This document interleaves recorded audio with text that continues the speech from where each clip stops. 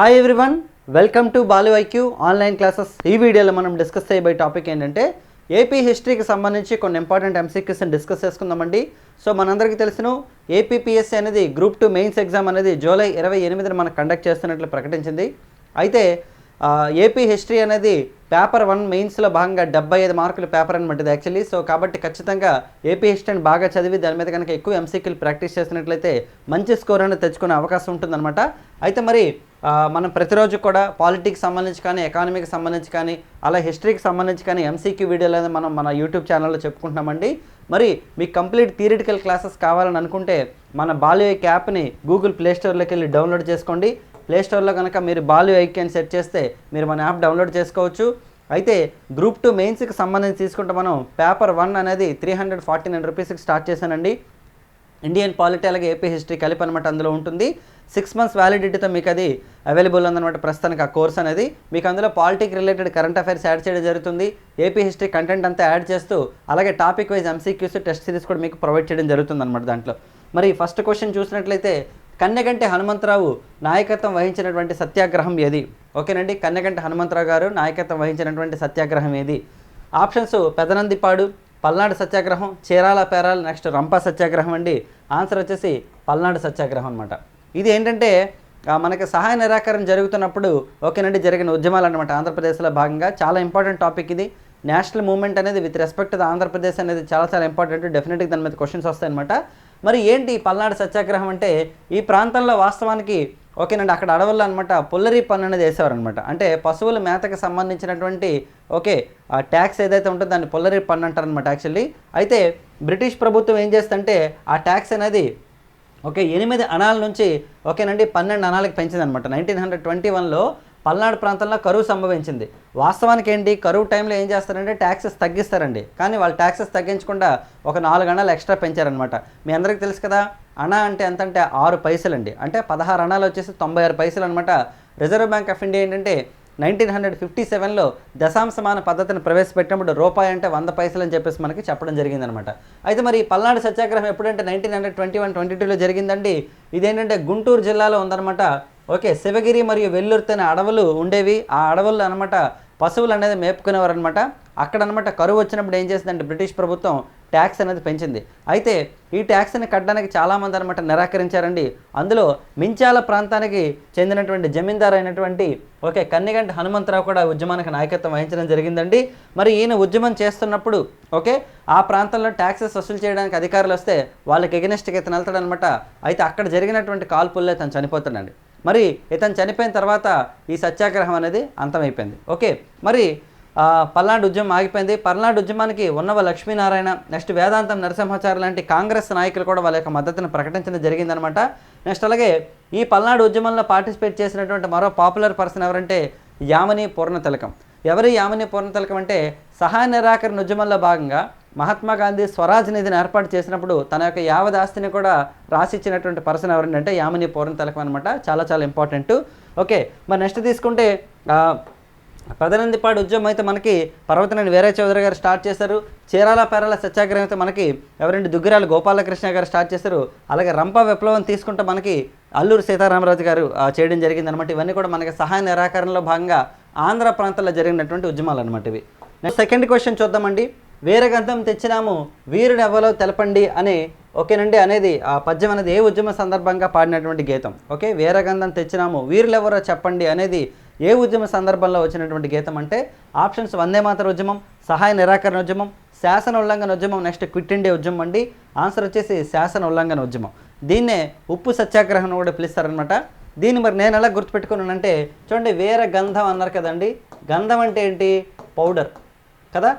మరి ఏ సత్యాగ్రహం అంటే గుర్తు లేకపోతే సాల్ట్ సత్యాగ్రహం కదా. సాల్ట్ గంధం రెండు కూడా పౌడర్లే, అలా గుర్తుపెట్టుకున్నాను నేను యాక్చువల్లీ. సో మరి ఎవరిచ్చారు నినాదం అంటే త్రిపురనేని రామస్వామి చౌదరి గారు ఇచ్చారండి. ఓకేనండి, త్రిపురనేని రామస్వామి చౌదరి గారు ఏంటంటే శంభూక వధ, సోత పురాణం వంటి పుస్తకాలు రాశారనమాట యాక్చువల్లీ. అలాగే త్రిపురనేని రామస్వామి చౌదరి గారి అబ్బాయి ఎవరైతే ఉన్నారో త్రిపురనేని గోపీచంద్ గారు వచ్చేసి అసమర్థుని జీవిత యాత్ర అనేటటువంటి మొట్టమొదటి తెలుగులో వైజ్ఞానిక నవల రచించడం జరిగిందనమాట. అంటే మనకి మెంటల్ స్ట్రెంగ్త్ పెంచేటటువంటి నవల్స్లో ఫస్ట్ నవల ఏదంటే మనకి అసమర్థుని జీవిత యాత్ర. చాలా చాలా మంచి పుస్తకం, త్రిపురనేని గోపిచంద్ గారు రాశారనమాట అది యాక్చువల్లీ. సో మరి వీరగంధం తెచ్చినాము వీరులు ఎవరో చెప్పండి అన్నది మనకి శాసన ఉల్లంఘన ఉద్యమ సమయంలో అనమాట. చాలా చాలా ఇంపార్టెంట్. ఇన్ఫ్యాక్ట్ సాల్ట్ సత్యాగ్రహకు సంబంధించి ఆంధ్రప్రదేశ్లో చాలా జరిగాయండి. మన నెక్స్ట్ చూద్దామండి. శ్రీకృష్ణదేవరాయ ఆంధ్ర భాష నిలయాన్ని 1901లో ప్రారంభించింది ఎవరు? శ్రీకృష్ణదేవరాయ ఆంధ్ర భాష నిలయాన్ని 1901లో ప్రారంభించింది ఎవరు? చూడండి, నేను ఒక సైడ్కి నిలబడతాను, అలా నిలబడినప్పుడు మీరు స్క్రీన్ షాట్ తీసుకోండి. ఒక స్టూడెంట్ కూడా అడిగారనమాట యాక్చువల్లీ. ఓకే, శ్రీకృష్ణదేవరాయ ఆంధ్ర భాష నిలయాన్ని 1901లో ప్రారంభించింది ఎవరంటే ఆప్షన్స్ చూద్దామండి. కొండ వెంకటప్పయ్య, కొమర్రాజు లక్ష్మణరావు, ముట్నూరు కృష్ణారావు, నేను యాపరి సుబ్బారావు అండి. ఆన్సర్ వచ్చేసి మనకి కొమర్రాజు లక్ష్మణరావు గారు అండి.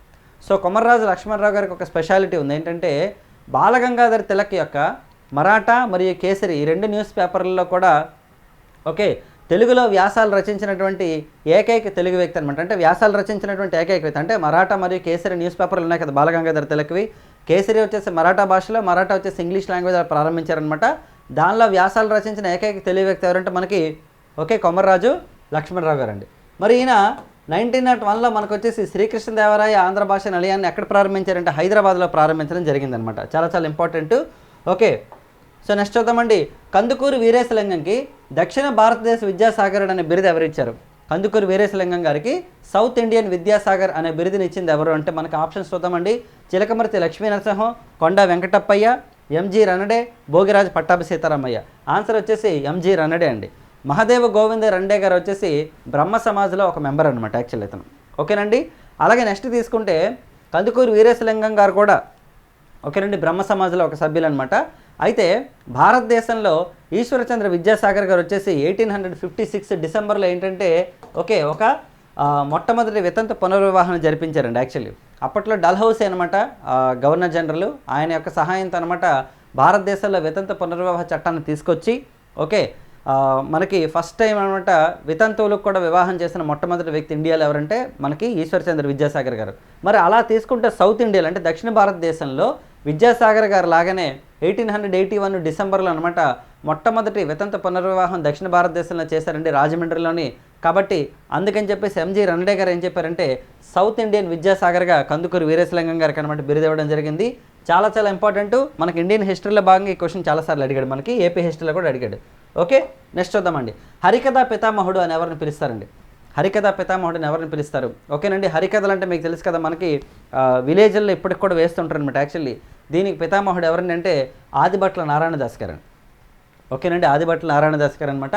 మరి నాటకాలు తీసుకుంటే నాటకాలు కనుక తీసుకుంటే మనకి ధర్మవరం కృష్ణమాచార్యులు అనమాట. ఎందుకంటే నాటకాల ద్వారా ఈ కథల ద్వారా ఏంటంటే సమాజంలో ఉన్నటువంటి విషయాల గురించి చెప్పడం ఒకటి, సమాజంలో కొన్ని మార్పులు తీసుకురావడం ఒకటి, అలాగే ఆధ్యాత్మిక చింతన అనేది కూడా పెంచడం అనేది ఈ నాటకాలు. మరి అలాగే నెక్స్ట్ వచ్చేసి మనకి ఏంటండి అంటే ఈ హరికథలకు సంబంధించి అనమాట మెయిన్ థీమ్ అనమాట. ఇక్కడ ధర్మవరం కృష్ణమాచార్యులు ఇంపార్టెంటే, నెక్స్ట్ ఆదిభట్ల నారాయణదాస్ గారు కూడా ఇంపార్టెంట్ మనకి. నెక్స్ట్ చూద్దామండి. బ్రహ్మర్షి మరియు అభినవ్ సాక్రటీస్ అని ఎవరిని పిలుస్తారు? బ్రహ్మర్షి మరియు అభినవ్ సాక్రటీస్ ఎవరి బిరుదులు అంటే ఆప్షన్స్ చూద్దామండి. కందుకూరి వీరేశలింగం, రఘుపతి వెంకటరత్న నాయుడు, దేశరాజు పెదబాపయ్య, నెక్స్ట్ గురజాడ అప్పారావు అండి. ఆన్సర్ వచ్చేసి మనకి రఘుపతి వెంకటరత్న నాయుడు గారండి. అయితే ఇక్కడ చూడండి బ్రహ్మర్షి అభినవ్ సాక్రటీస్. మరి బ్రహ్మర్షి అని ఎందుకన్నారంటే ఇతను బ్రహ్మ సమాజ్లో సభ్యుడు యాక్చువల్లీ. బ్రహ్మ సమాజ్ని ఉండి సభ్యుడిగా ఉండి క్రూషియల్ రోల్ ప్లే చేసిన వ్యక్తి. ఆంధ్ర ప్రాంతంలో ముగ్గురు వ్యక్తులను అనమాట ఏమంటారంటే బ్రహ్మ సమాజ త్రయంగా పిలుస్తారండి. ఒకరు కందుకూరి వీరేశలింగం గారు, నెక్స్ట్ రఘుపతి వెంకటరత్న నాయుడు గారు, నెక్స్ట్ దేశరాజు పెదబాపయ్య గారు. ఈ ముగ్గురు అనమాట యాక్చువల్లీ నేను మీకు ఇచ్చిన ఆప్షన్స్లోని ఈ ముగ్గురిని కలిపి బ్రహ్మ సమాజ త్రయంగా చెప్తారనమాట. ఆప్షన్స్లో ఇచ్చాడు ఒకసారి. క్రింది వానలో బ్రహ్మ సమాజ త్రయంలో లేనిది ఎవరని అడుగుతాడనమాట. సో ఈ ముగ్గురు ఆన్సర్ ఇచ్చి మేబీ గురజాడ అప్పారావు గారు ఆప్షన్ కూడా ఇవ్వచ్చు మనకి. సో కాబట్టి ఈ మూడు అనమాట బ్రహ్మ సమాజ త్రయం. అలాగే ఈయన తలక టైటిల్స్ తీసుకుంటే బ్రహ్మర్షి అండ్ అభినవ్ సాక్రటీస్ అండ్ మరి అలాగే ఈయన యొక్క పుస్తక మనకి న్యూస్ పేపర్లు తీసుకుంటే ఒకటి బ్రహ్మ ప్రకాశిక, నెక్స్ట్ వచ్చేసి fellow workers, next people's friend. ఇవన్నీ కూడా ఇంగ్లీష్ భాషలోని ఈయనకి సంబంధించినటువంటి న్యూస్ పేపర్లు రఘుపతి వెంకటరత్న నాయుడు గారు. మరి అలాగే నెక్స్ట్ చూద్దామండి. రైట్, శ్రీబాగ్ ఒప్పందంలో పాల్గొన్న వారి సంఖ్య ఎంత? మనందరికీ తెలుసును శ్రీబాగ్ ఒప్పందం అనేది 1937 నవంబర్లో జరిగిందండి. మోస్ట్లీ నవంబర్ 26 అనుకుంటా. నవంబర్లో మనకి ఆంధ్ర మరియు రాయలసీమ నాయకుల మధ్య జరిగిందనమాట.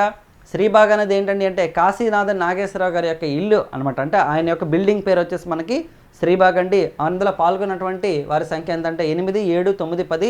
నేను మీకు ఈ నెంబర్ ఎందుకు ఇచ్చానంటే ఆ పేర్లు నేను మీకు చెప్తాను అనమాట, అందుకని మీకు నెంబర్ ఇచ్చాను. సో మనకి 8 అండి. ఇక్కడ 2 ఉంటాయి మనకు. ఒకటి శ్రీబాగ్ ఒడంబడిక, రెండోది జెంటిల్మెన్ అగ్రిమెంట్ లేదా పెద్ద మనుషుల ఒప్పందం. అందులో కూడా 8 మెంబర్స్ పార్టిసిపేట్ చేశారనమాట. మరి శ్రీబాగ్ ఒడంబడికలో ఎవరెవరు ఉన్నారో ఒకసారి చూద్దాం.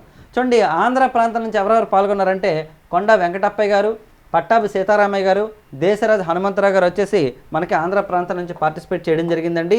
మరి అలాగే రాయలసీమ ప్రాంతం నుంచి ఎవరెవరు పార్టిసిపేట్ చేశారంటే కడప కోటిరెడ్డి గారు, సీతారామరెడ్డి గారు, సుబ్బరామరెడ్డి గారు, రామకృష్ణారెడ్డి గారు, నెక్స్ట్ వరదాచార్య గారు. వీళ్ళంతా కూడా మనకి ఇక్కడ 5 మెంబర్స్ రాయలసీమ నుంచి, 3 మెంబర్స్ వచ్చేసి మనకి ఆంధ్ర ప్రాంతం నుంచి శ్రీబాగ్ ఒడంబడికలో 1937లో పార్టిసిపేట్ చేశారు. మరి నెక్స్ట్ తీసుకుంటే పెద్ద మనుషుల ఒప్పందం చూద్దామండి.